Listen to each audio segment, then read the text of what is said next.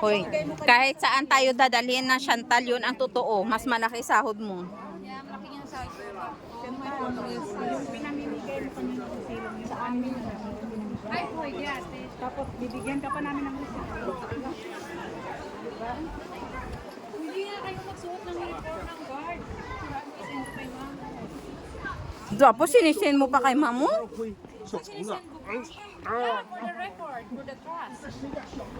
Kung trust, ang unit na, unit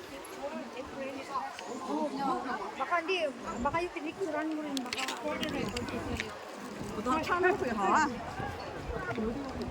Sabihin, pinamigay ko sa mga kaibigan. Bakit sabi niya sa guard lang? Wala may nagpaon na may dami, hindi ba pinamigay?